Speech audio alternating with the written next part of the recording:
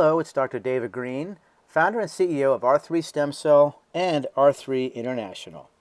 Today we're discussing what are exosomes. We get that question so much that I wanted to clarify. First, I wanted to talk about stem cells a bit to lay the groundwork. Stem cells reside in every tissue of our adult bodies. That's the good news. They're all over the place. The bad news is that as we go through life, the amount we make and the quality of those stem cells continues to decrease. They get lazy and there's less of them.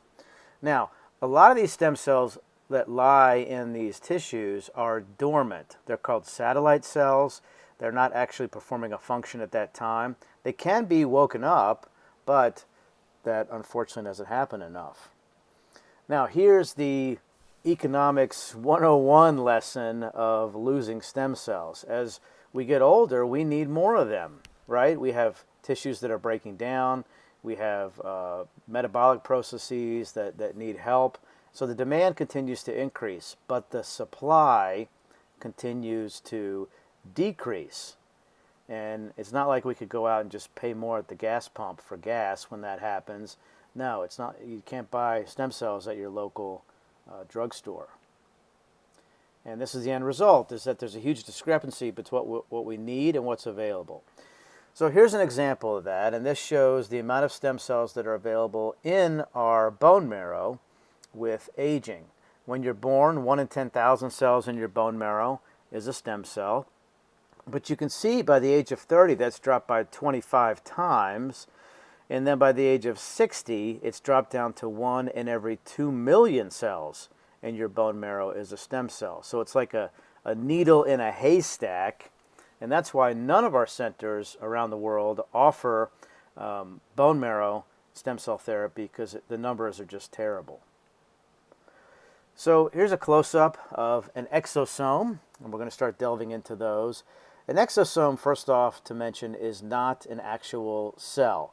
It doesn't replicate like other cells. It doesn't have the same types of components. It is made by cells. All different types of cells make exosomes. The ones that we really care about are the ones that are made by stem cells. So look at it, this one, let's say this is a stem cell, and this is the outer membrane of that cell. Inside, there are components called endosomes, and these are vesicles. Think of them as a bubble with components inside, and these are what's going to become the exosomes, okay? Eventually, those vesicles or that bubble will combine with the outer surface and release its contents, okay? And as you can see, those are what's called exosomes. They're also called extracellular, outside the cell vesicles, okay? And in the exosomes are a lot of DNA, RNA, and other proteins like cytokines and growth factors. And I call it an information payload because it contains so much information that it's going to bring to what's called a target cell. As you know, it floats through the bloodstream and it will find cells that are in need. All right, there'll be receptors on the surface, either they're suffering from inflammation or some kind of a process where they need to get repaired, and they will attract these exosomes. So exosomes started to get a boatload of attention back around 2005 due to the experiment you see here on the left. And the experiment revolved around a function called Parabiosis. So basically what they did, and this was at Stanford, they took mice, young mice and old mice, and they spliced together their circulation. So in the experiment, they took young mouse to a young mouse, they took an old mouse to an old mouse, and then they spliced together a young mouse and an old mouse. And what they wanted to see is how well each of these mice would repair some muscle damage. So when they gave muscle damage to the old mice that were attached to each other, they just didn't repair it very well, and that was expected. The young mice that were attached to each other repaired the muscle damage remarkably, just like it was expected. And the old mouse paired with the young mouse, so in A up here, this is the young mouse, and the white one is the old mouse. Okay? So when they spliced together those two mice, what they found is that the young mouse healed the skeletal muscle damage just like they expected. All right, very, very well. The old mouse, the ability to repair the muscle was amped up considerably. The repair actually looked under the microscope like it was a young mouse. So it worked from that regard. And that phenomenon is called parabiosis. People in layman's terms call it the fountain of youth. And then what they wanted to see was what was doing the magic. What was the young mouse giving to the old mouse in order to amp up that repair process? So then phase 2 of the study is they radio-labeled the stem cells from the young mouse that were going over into the old mouse. And they wanted to see if they would be able to see that radio-label uptake in the muscle repair. And the answer was no, they did not see any of it. So it wasn't the stem cells from the young mouse that were forming or differentiating into the muscle cells, the myocytes. So then the question is, what was doing it? And the answer is most likely it was the exosomes. So as a result of that, a lot has happened. There's many, many, many studies that have been done and are ongoing for these extracellular vesicles, exosomes. And there's companies that have formed, such as this one in Silicon Valley, backed by Peter Thiel, billionaire. And they're looking at parabiosis, where you take a young person's blood plasma, transfuse it into an older person to hopefully give them some fountain of youth effect. So how are exosomes made? Well, as I mentioned, in a true sense, they're made by cells, any type of cell. But we care about the ones that come from stem cells. So in a typical process for stem cells, we get tissue from a consenting donor after a scheduled C-section. And that includes the placenta, the umbilical cord, and amniotic fluid.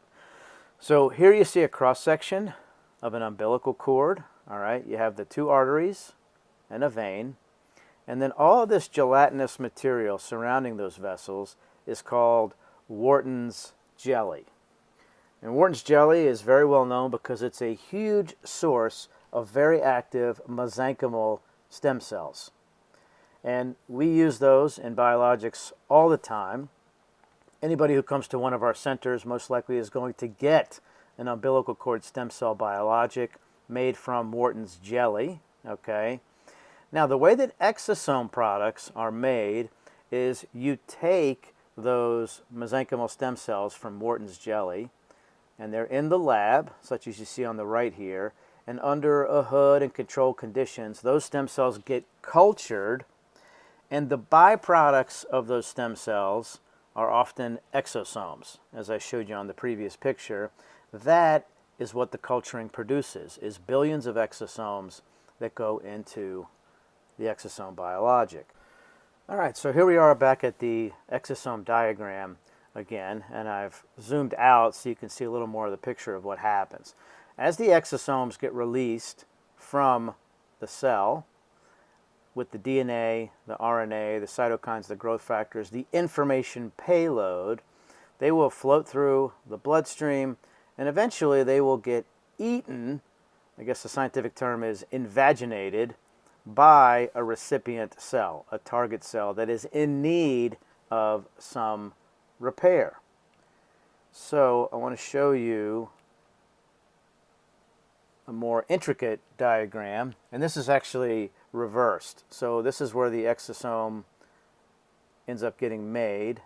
Like I said, the endosomal vesicle that contains the exosomes inside that will then get released through a process called exocytosis.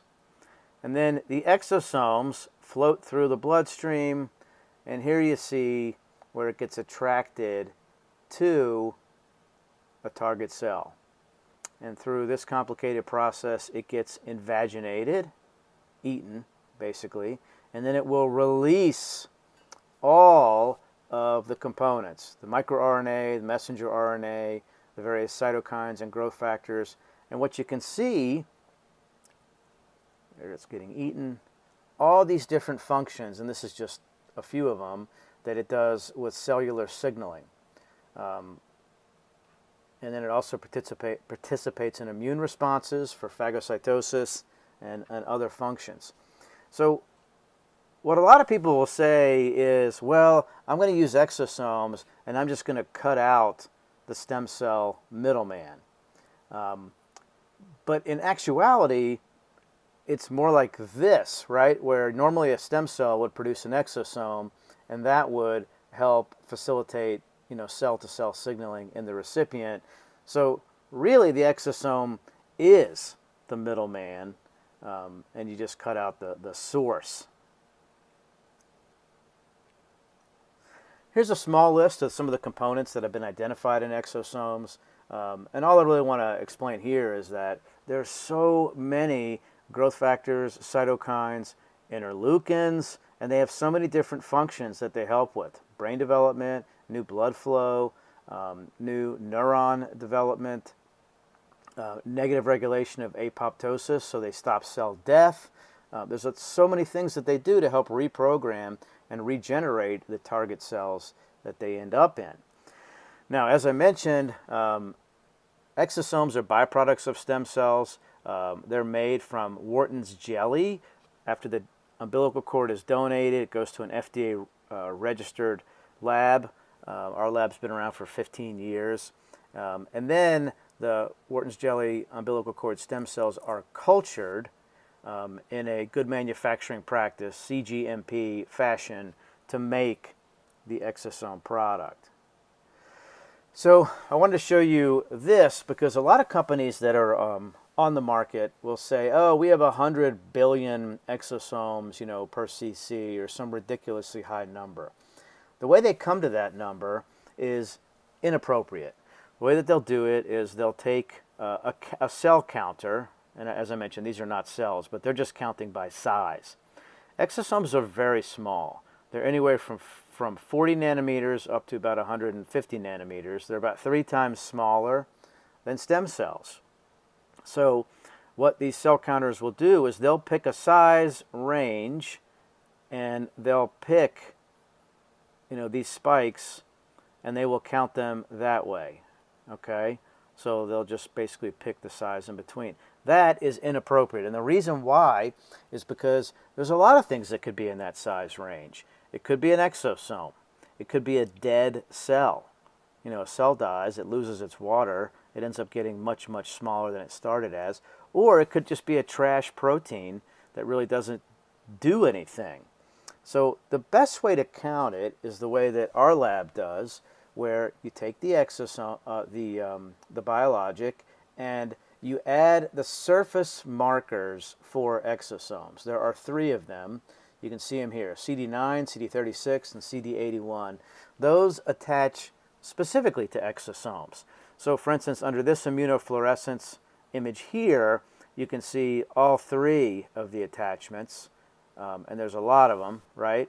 Then if you break them out into the various surface markers, you can then see exactly what we're talking about as far as density. You can get a very accurate exosome count in the product that way, and that's how we know very specifically how many exosomes there are per cc, as opposed to just guessing with a size counter. So over the last few years, exosomes have become extremely popular in research studies, and I just pulled together some titles here. Here's one looking at extracellular vesicles, exosomes for kidney disease. Here's one for lung, for COPD. Another one for inflammatory diseases, such as rheumatoid arthritis. Here's another one for diabetes. Another one for metabolic disease, such as, once again, rheumatoid arthritis, psoriasis, lupus. Musculoskeletal diseases, i.e. arthritis. Down here you can see they're very helpful in ischemic stroke. And then at the bottom, neurodegenerative diseases such as Parkinson's and Alzheimer's. So oftentimes the way that we look at using exosomes for treatment is with what we call the 1-2 punch. So exosomes can act very quickly on what's wrong in the body.